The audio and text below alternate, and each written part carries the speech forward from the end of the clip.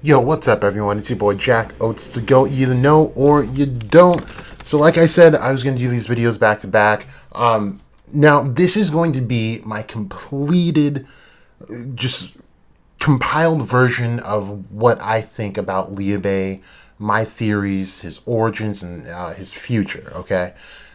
These are spread out over a lot of videos too, so it's easy that I can miss a couple things, but these are some of the main points that I think.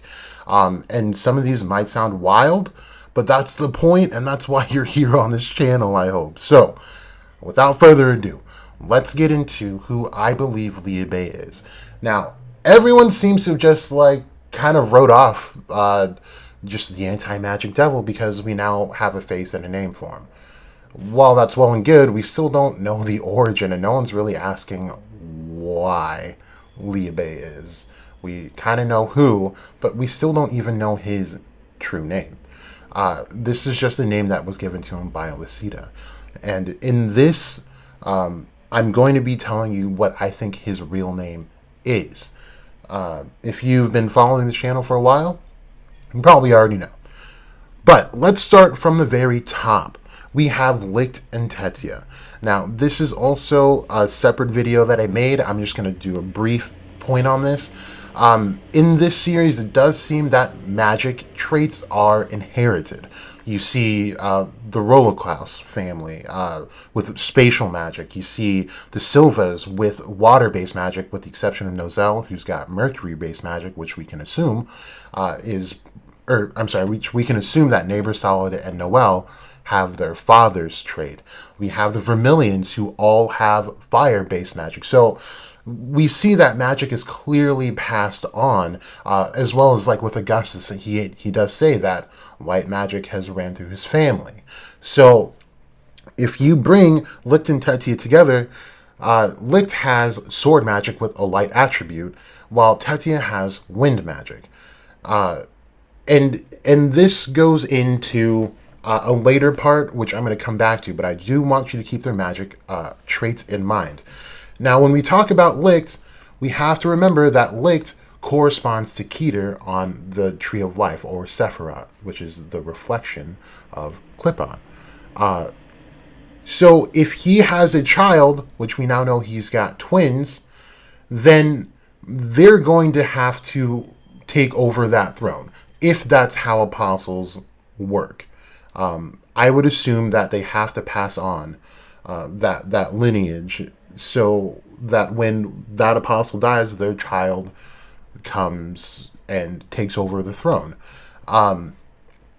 The reason I say that too is because when we see what we see from the elves when we met up with them, when we see Lumiere visiting, there's not a ton of them. There's a good handful of elves, and I do believe that it's because they don't have kids all willy-nilly. It's not whenever they feel like it.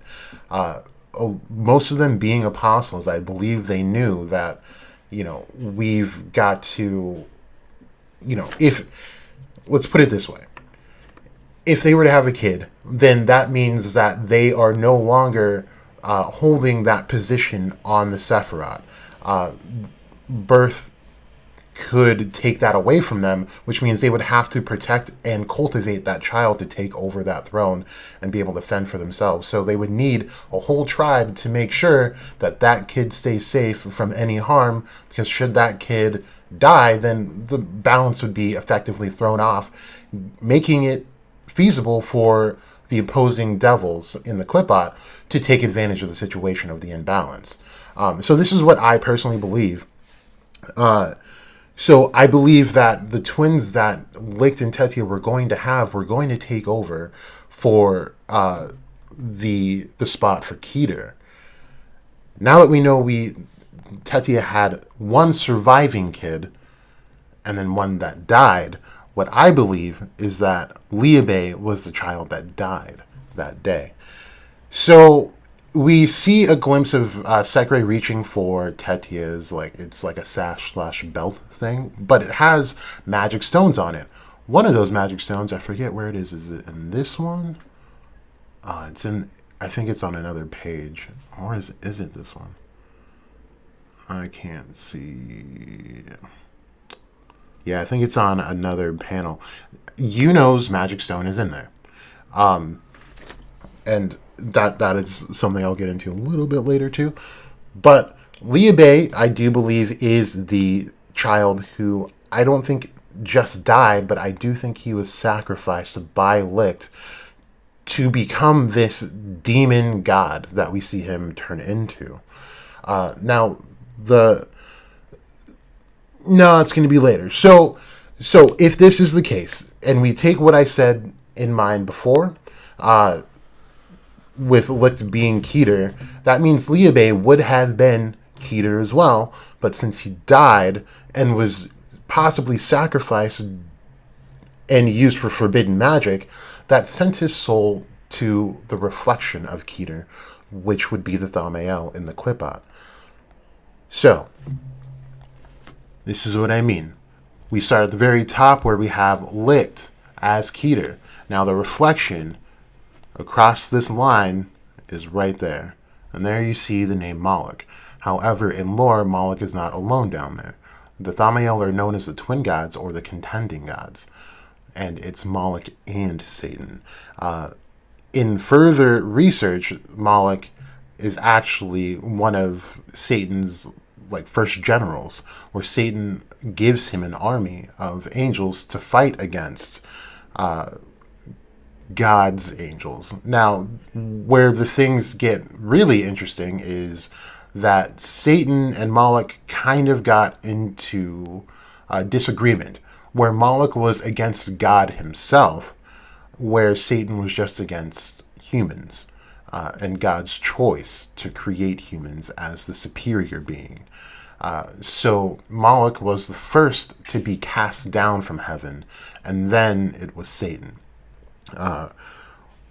So that's pretty much the story of Moloch. We'll get into it a little towards the end of this. But yeah, I do believe the forbidden magic that was used to turn Licht into that demon used Liebe sacrifice to bring about Moloch, who is correspondent to Keter, as we see here, him being at the very bottom and Keter being at the top. And it just so happens that Moloch is attributed to child sacrifice as well. And this is common in every single lore that you see Moloch in. They are sacrificing children to Moloch to summon him or to keep him at bay. Now, let's look at this demon.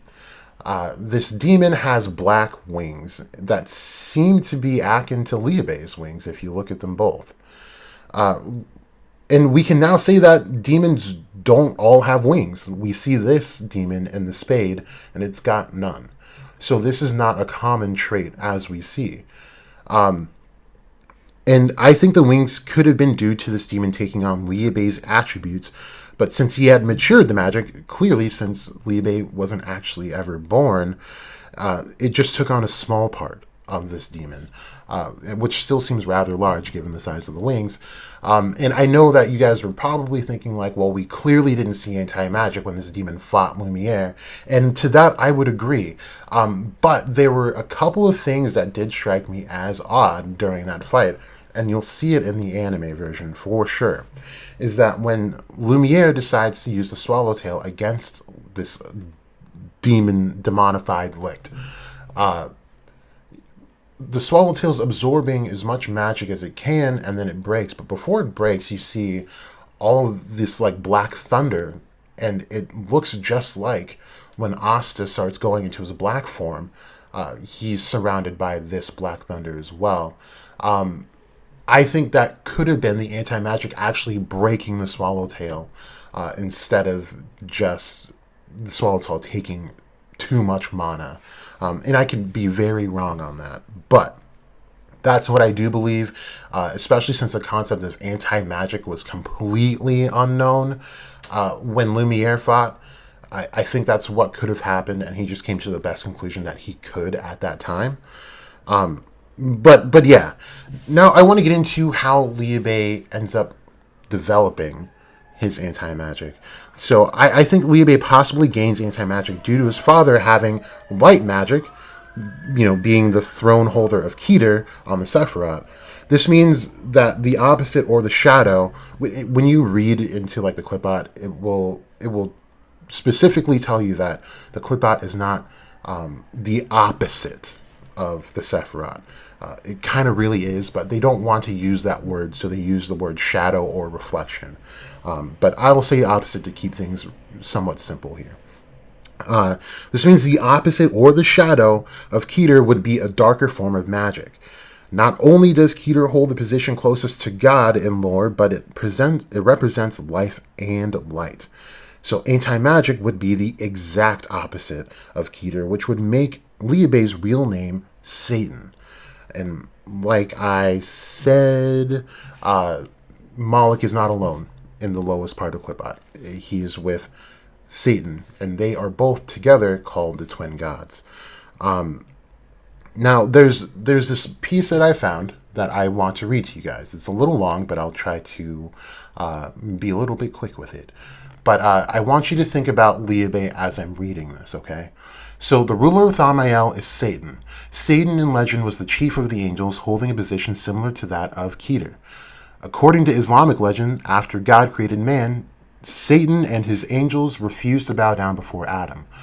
Ralph Austin describes that in the thought of the Islamic mystic, I can't say that name, the diabolical principle is that which resists the self-realizing urge to create the own other object, or creation, and insists in the sole right of pure spirit and transcendence, this being the reason for Satan's refusal to obey God's command to prostrate himself to Adam, from jealousy for the integrity of pure spirit. Seeing this in the Kabbalistic way, this means the refusal of Keter, the pure spirit, to find completion and self-realization through the act of emanation and creation terminating in Malkuth. Satan, therefore, represents spiritual pride and arrogance. Second, it is also that principle which insists on the separate reality of cosmic life and substance, and which denies all primacy to the spirit.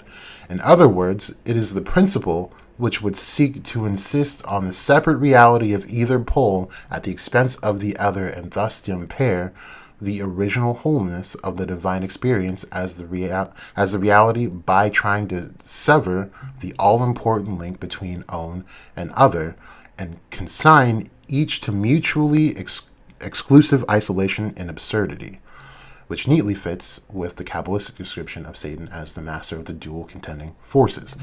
So when you think about, especially that second part, that describes anti-magic.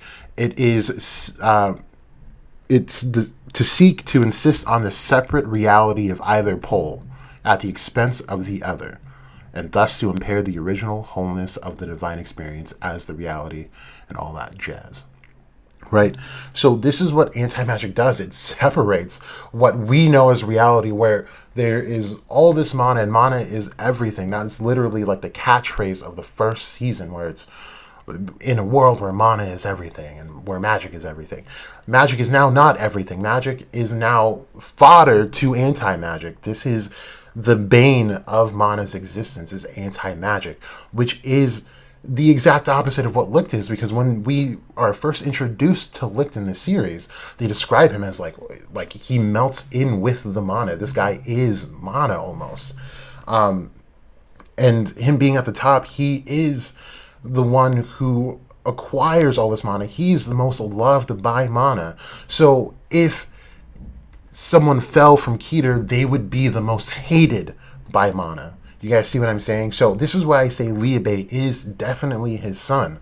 Okay, now the next part of what I'm going to get into is my theory on Liebe's conception within the Clipart, and then possibly how things went down. Because I know some of you guys are saying there's no way that Liebe is Licht's son, because Licht died like 500 plus years ago, and Liebe is clearly the same age as Asta, blah blah blah. Okay, yeah, I get it. Now this is what I'm going to suggest to you guys next, okay? So I want you guys to really bear with me. So I believe that Liebe died or was sacrificed that day by Licht in an effort to enforce that forbidden spell of the highest order, as Zagrid put it, right? And he went to the Thamael, and there he spent a little less than 500 years with Moloch. And I believe that Liebe already had matured. He aged in the Thamael with Moloch, and probably was able to access his anti-magic by growing older and probably fighting within that realm as well. And I believe that he probably became the strongest alongside Moloch. Now, a very brief tangent. Tabata does go on record and say that one of his bigger inspirations is Tite Kubo, the creator of Bleach. Now, I'm not the biggest Bleach fan, but one of the best arcs in Bleach was the Espada arc, and no one can tell me anything else. The Espada arc is one of the best arcs, almost ever. Such great fleshed out characters, a great story behind everything, and the fighting was dope. But there's a part in Bleach, in that specific arc, where I got to thinking that this could maybe be applied to Clip-On. Now, in Bleach, there's what's called hollows, and at the very end of their evolution, of their life cycle, they can become Vastal Lords, which are like super strong humanoid hollows. And they differ in the fact that hollows are just mindless beings almost. They just rampage and eat human souls. And then they get to a point where they're no longer satisfied and start eating other hollows. And they become Gillians. And there's a whole evolution for them, which takes both time and effort and skill. So they're able to transcend when they meet these requirements. However, during the last part, if they are so much as bitten by another what's called Ajuka, they reach this Ajuka phase, which is I believe it's the 5th evolution for them, where they're sentient. They have a personality, they have a brain. They're not just mindless beasts. But the point to an Ajuka's life is to devour as many Ajukas as it takes to transcend and become a Vastal Lord.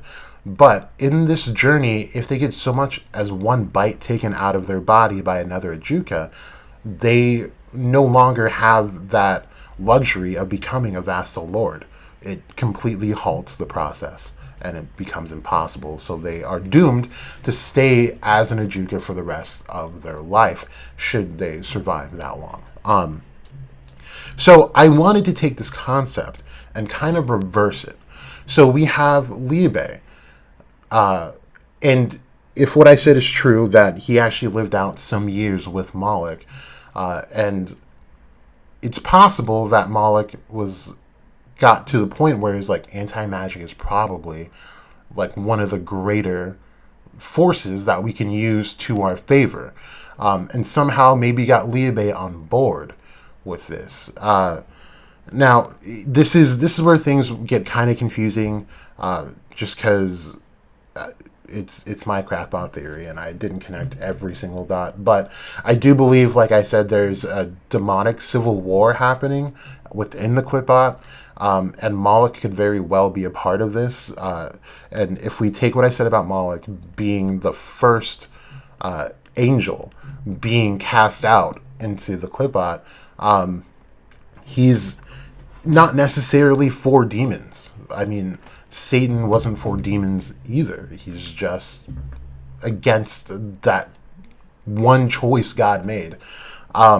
So they wouldn't necessarily need to align with these other devils in the Clipbot. So I think that it's possible that for whatever reason, Liebe allowed Moloch to kill him. And in killing him, what that does, like, where does a devil go when they die? Where did Zagrid go when he died? Detroit? I don't know. That's probably the worst place they could go to, but I assume this verse doesn't have a Detroit, and they probably just go back to Clipot, honestly. But what I think happens is if you die in one section of Clipot, you're probably going to ascend to a higher realm, which means there are going to be weaker devils there. So I believe that Moloch could have killed Liebe in the Thaumael region of the Clipot, and that's where he would have ascended to either Belial's region or Lucifer's region as a kid. And with this whole process, he would more than likely lose his memory and his anti-magic ability, which means he would just have no mana for this whole journey, making him easy pickings for other devils, just like we see in this picture here.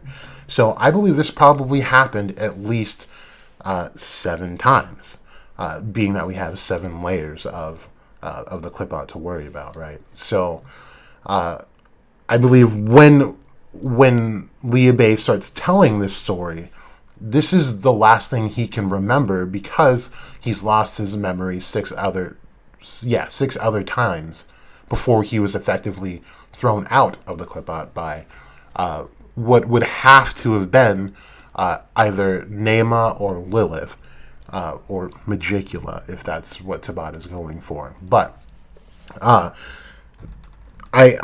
don't know what the reason of like throwing this kid at the last seal was.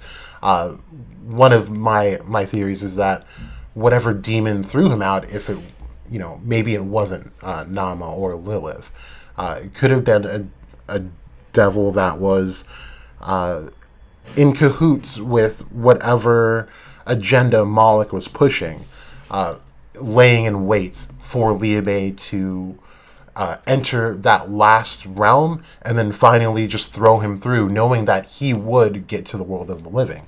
And this could get into the Civil War in another way too. So in one of my other videos, I say that Astaroth is kind of heading this Jotun Civil War. And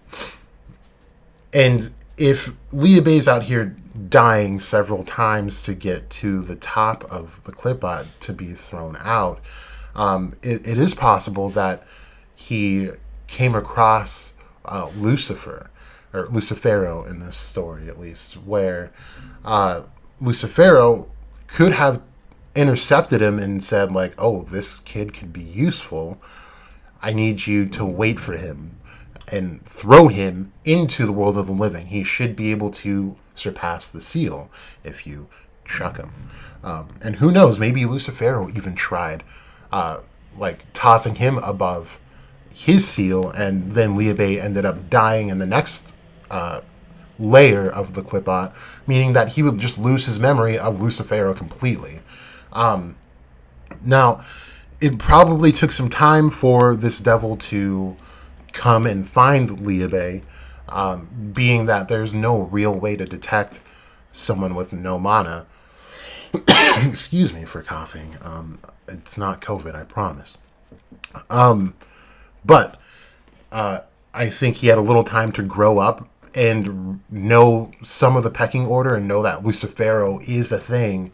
And Lucifero is one of the top devils. So I think he got intercepted by either Lilith or Nama and was thrown out so that Lucifer could do what he did essentially, which was take over Liebe's body to find a way to find a more suitable vessel for himself and possibly some other demons as well. Very convoluted theory, I understand, and I can be super wrong, but I thought that there was some room for a little Bleach essence in there, because like I said, Tite Kubo was said to be one of Tabata's greatest inspirations, along with Berserk. So I think this was the best way to kind of combine what's going on. But yeah, the Spark Notes version, I think that Liebe died from the bottom to get all the way to the top. So he died so many times and lost his memory. So he doesn't remember whatever agenda is trying to be pushed. And it could end up as, Liebe finding out somehow that he is actually an antagonist and maybe not, so Liebe's kind of a nice guy, and I think we could see a flip happen.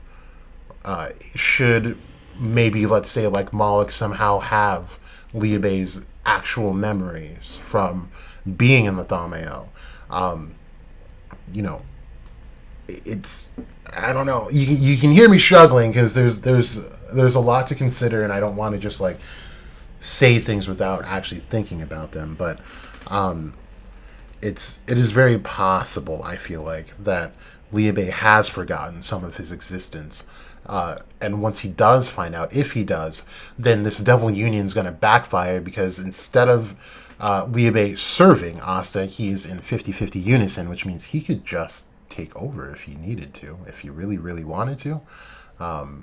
And this 50-50 unison is not 50-50, we have to remember. Asta's arm was sacrificed to the Underworld. So this is, I would say, probably like a 70-30 now. And this would bypass like this, okay, if Liebe decides to switch with Asta would just be like, no, like, you're switching back. And it would just be a 50-50 like rivalry sort of, but this arm is probably the thing that screws Asta over. And what happens after that is, I don't know. Maybe Asta will have to live within the Qliphoth for some time, where he could possibly meet Astaroth, who could either be his brother or sister, since Astaroth and Laura is androgynous, or his father, which could happen. And if you've seen my video on Nox and his abilities and whatnot, I do believe that he's working with Astaroth at some end. So this is kind of what I had, and I know it got a little crazy towards the end here, but yeah, it's interesting that no one's really paying attention to Liebe anymore. It's just like, oh, we saw Chibi Liebe, everything's all well and good, and I don't know. It's whenever something's too convenient, it probably just is too convenient. I did want to circle back to the magic attributes of Licht and Tetia, though, because we did have an instance in the Elf arc where ends up gaining an amp to his power. And a lot of us were like, well, that's clearly Licht's kid, and the reason why he wasn't taken over is because, he wasn't even born, so a fetus just can't take over like a full-grown, almost grown-ass man, which is viable, for sure. It's definitely plausible to think that. But now that we know one twin survived, that means that had to have had the magic of the the dead kid. Which would have been Liebe in this case. And I believe that Liebe's magic would have been wind magic with a sword attribute, which is why we see the sword of Zephyr. And that would mean the surviving son would have light magic, possibly also with a sword attribute. So it's just something we have to look out for. And I think that was the reason why we see Asta and Yuno side by side, where they also seem to be still growing in parallel to each other. Anytime one boosts up, the other boosts up right then and there. And I don't believe that it's just because of a rivalry per se, but it's more because of that they are sharing the power of the same being, where Asta is sharing the newfound power that Liebe bestowed upon himself, being that he is Satan and the former of Keter, and then just having that magic for whatever reason, got it.